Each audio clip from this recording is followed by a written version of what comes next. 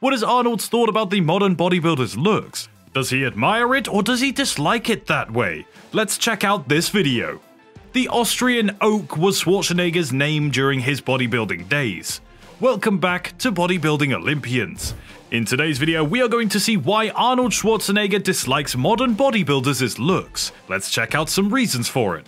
Arnold has contributed more to the world of bodybuilding than anyone else, so people listen when he speaks passionately about the sport's future. So why is Arnold behaving this way now? Has he lost sight of his bodybuilding roots and resentful of the new breed of competitors who are receiving the same praise and adulation that he once received? He believed that the popularity of bodybuilding was at a crossroads. He believed that it had the potential to skyrocket, gain widespread public acceptance, and join the Olympics.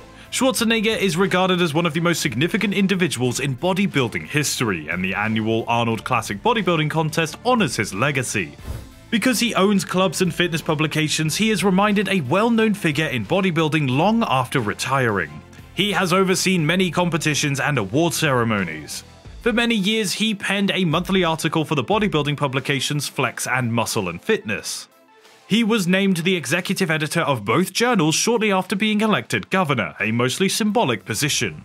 The magazines agreed to give the governor's different physical fitness initiatives $250,000 annually.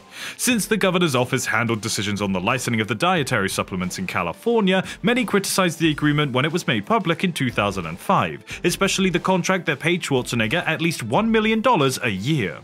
As a result, Schwarzenegger gave up his position as executive editor in 2005. In March of 2013, American Media Inc., the company behind Muscle and Fitness and Flex, declared that Schwarzenegger had embraced their reaffirmed offer to serve as executive editor. Arnold wasn't great for bodybuilding because of his amazing physique or even because he virtually owned an entire decade's worth of sports tops titles by himself. Rather, he was excellent for bodybuilding because he popularized it. Prior to Arnold, bodybuilding was just a freak show that wasn't widely accepted and was completely misunderstood. Bodybuilding was relegated to dank, dark basements and private garages. Arnold transforms everything by presenting a new perspective on it to the world at large and to America. His personality was as big as his body. He was intelligent, personable, smart, hilarious, and dedicated. His participation in the documentary film was exactly what bodybuilding required. Bodybuilding is once again becoming a terrible word, and there is a societal stigma attached to the term.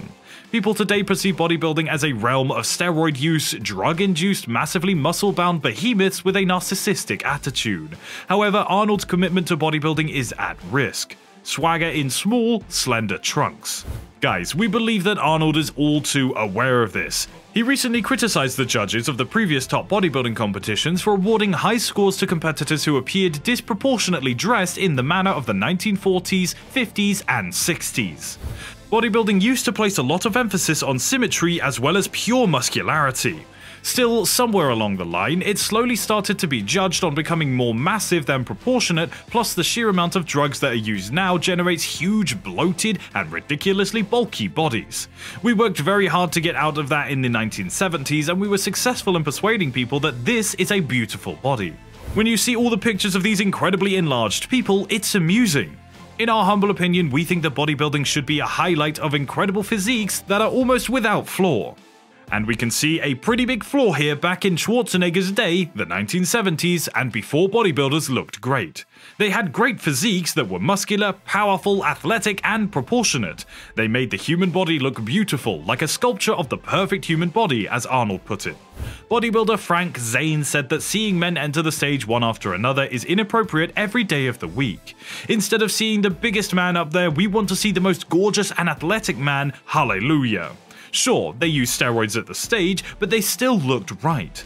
As Arnold says, it doesn't look right anymore. It's funny to believe that the sport allowed this to develop when you see all the pictures of these incredibly bloated tummies. Before watching the rest of the video, subscribe to our channel and like the video if you like it so far. With specific bits on diet and nutrition, sports science, the treatment and prevention of injuries, and training methods, Arnold covers the most recent developments in both weightlifting competitions and bodybuilding competitions. Each section is illustrated with in-depth photographs of some of the sport's newest stars.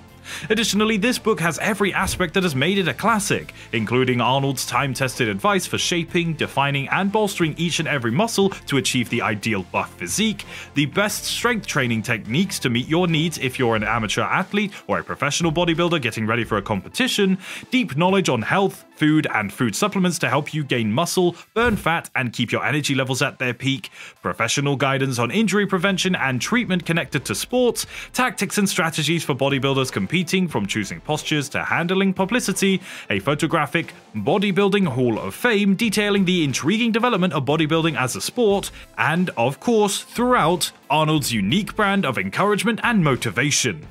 The new encyclopedia of modern bodybuilding helps you reach your personal best by covering every level of knowledge and experience. With his distinct perspective as a 7-time Mr. Olympia winner and well-known international movie star, Arnold reveals his method for devotion, hard work, and training.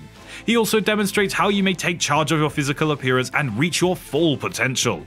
They are merely mass hordes of monsters, beyond every measure large, freaks. I believe it's safe to assume that most people don't find this appears to be in the way alluring or beautiful. The majority of women I speak with characterize the physiques of bodybuilders using terms like repulsive and disgusting. Arnold also addresses the vacuum posture and how none of the current bodybuilders can stand up on stage, pull in their stomachs, open their shoulders, and look athletic. Imagine the dramas this and would and should cause if the current lineup of bodybuilders had to hold this as a required pose. In 1970s, it was a feat that ZANE and all other elite bodybuilders could accomplish. Arnold has rightly called on the bodybuilding judges to judge the entire body and change the judging process. The judges need to take into account everything, not just the thickest snack and the biggest muscles. It's also important to encourage and promote the symmetry, beauty, and aesthetics of the human body. In Arnold's word, we need to make sure that we are rewarding the right guys, because if you reward the right guys, then everyone will start training harder.